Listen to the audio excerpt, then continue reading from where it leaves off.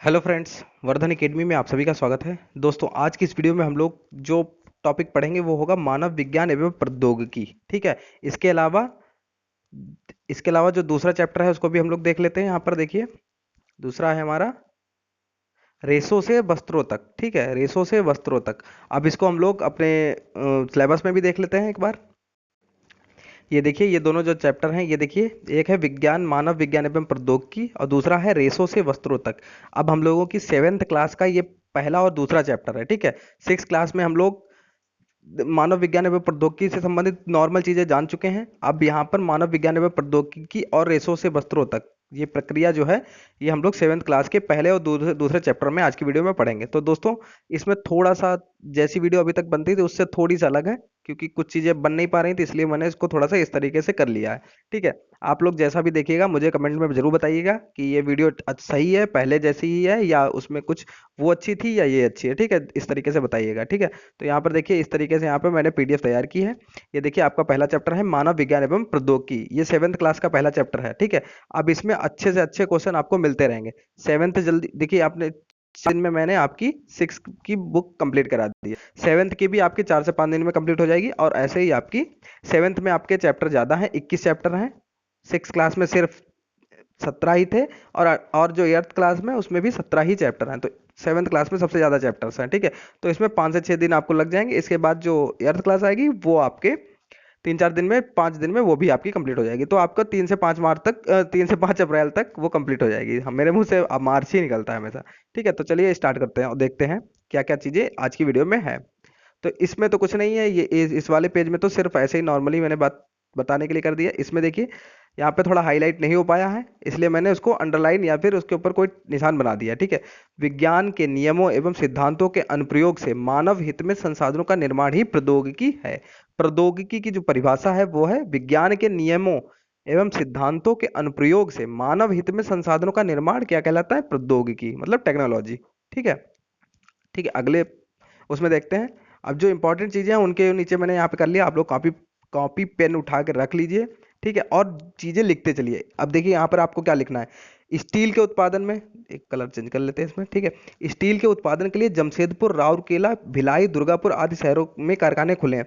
तो लिख लिख लीजिए स्टील उत्पादन, हेडिंग डालिए स्टील उत्पादन, और लिख लीजिए इसके जो कारखाने हैं वो कहाँ कहाँ है? जमशेदपुर, राउरकेला, भिलाई, दुर्गापुर। पूछ दिया जाएगा राउरकेला किसके क्षेत्र में प्रसिद्ध है, तो आपको स्टील के उत्पादन में उसमें अगर ऑप्शन होगा तो आपको लगाना होगा। ठीक है। तो जमशेदपुर, राउरकेला, भिलाई और दुर्गापुर, इस तरीके से आप लोग लिख लीजिए। ठीक है। जो भी होशियार मतलब तैयारी कर रहा होगा, जो भी इंसान अच्छे से होशियारी से तैयारी कर रहा होगा, तो वो इन सब चीजों को इग्नोर नहीं करेगा, क्योंकि इस टाइप के क्वेश्चन काफी पूछे जाते हैं। अब देखिए, रिहंद में जल शक्ति से विद्युत बनाने के हाइड्रो इलेक्ट्रिक पावर स्टेशन। तो देखिए, एक ही यहाँ पर hydro power electric power station का नाम है, वो है रिहंद में।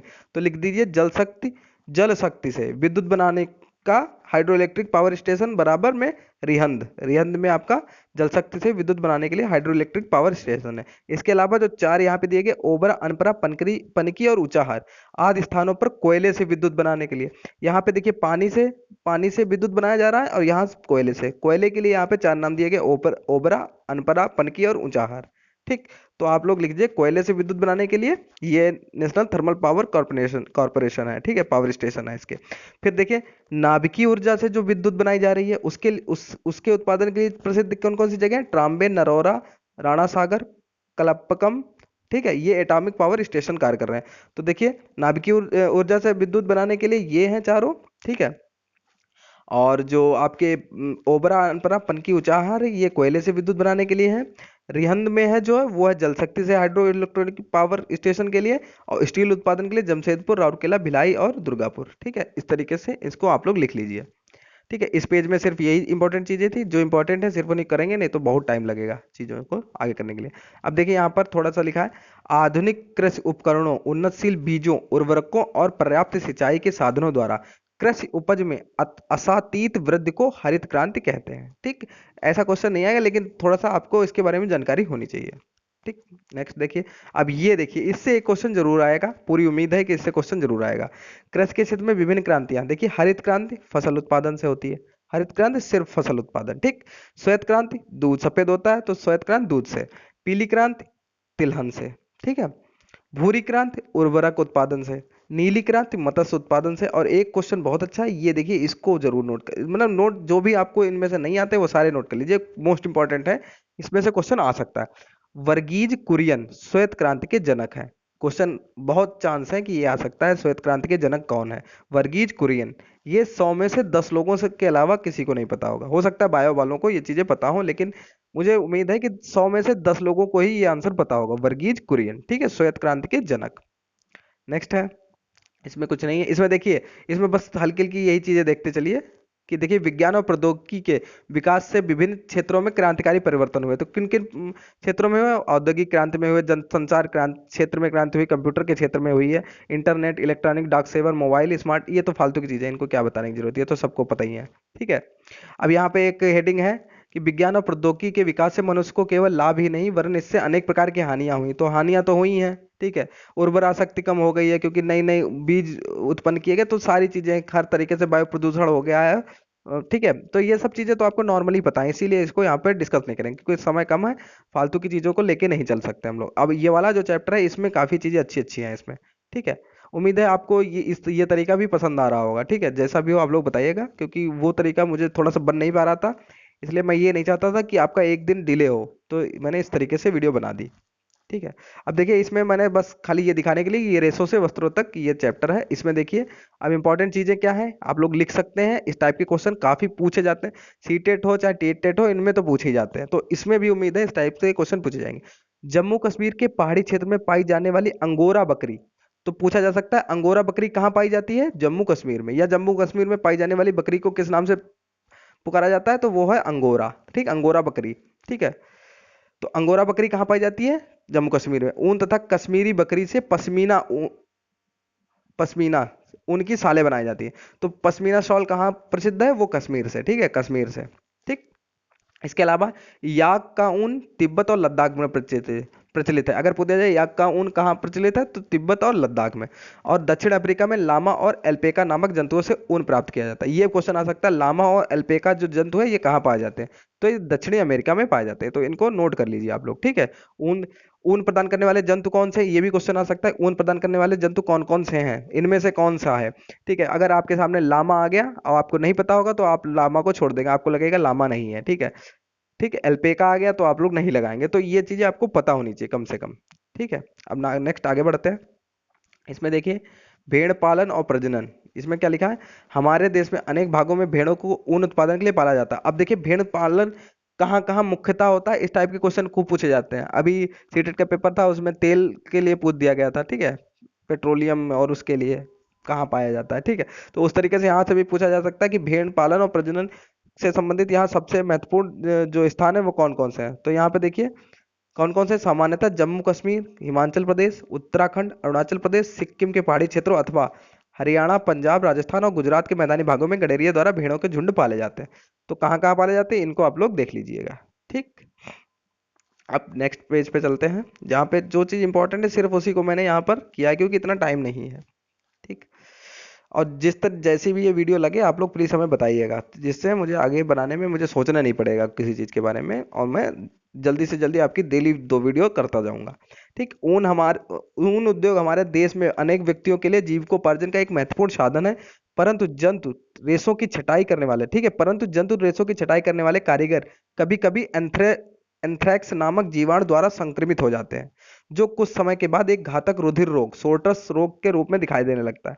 तो सोर्टर रोग जो है किस जीवाणु के कारण होता है? एंथ्रेस। ठीक, एंथ्रेस नामक जीवाणु के कारण रोग से संबंधित क्वेश्चन आ सकता है, और पूछा जाएगा तो कि या तो पूछा जाएगा एंथ्रेस जो जीवाणु है उसके द्वारा कौन सा रोग होता है, तो वो होता है सोर्टस रोग में। ठीक, सोर्टस रोग हो जाता है, या सोर्टस रोग किस जीवाणु के कारण होता है, तो वो आपका है एंथ्रेस। ठीक, अब नेक्स्ट देखते हैं। अब यहाँ पे देखिए, रेशम कीट, रेशम प्राप्त करने के लिए रेशम कीटों के पालन का विज्ञान रेशम कीट पालन या सेरीकल्चर कहलाता है। ठीक है, रेशम कीट पालन को क्या कहते हैं? सेरीकल्चर। ये भी क्वेश्चन काफी पूछा जाता है कि रेशम पालने पालने का जो विज्ञान है, रेशम प्राप्त करने के लिए रेशम कीटों का जो पालन का विज्ञान है उसे क्या कहा जाता है? सेरीकल्चर। ये तो मतलब लगभग हर पेपर में लगभग इस टाइप से क्वेश्चन आता ही आता है।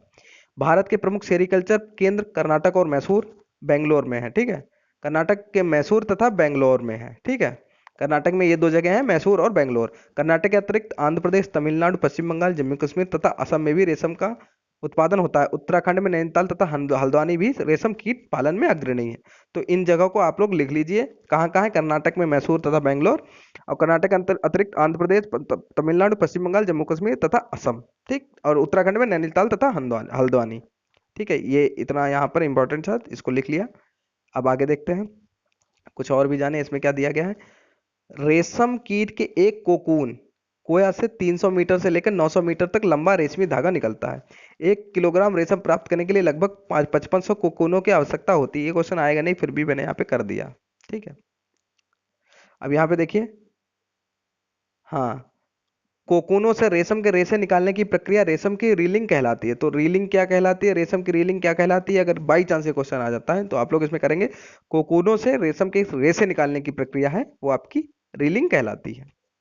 ठीक है, अब यहाँ पर देखिए, सिर्फ इतना ही आपके जो भी इंपॉर्टेंट चीज थी सिर्फ इतनी ही थी, इसको हम लोगों ने कंप्लीट कर लिया है। अब थोड़ा सा यहाँ पर वीडियो बनाने का तरीका जो है इसमें थोड़ा सा चेंज है।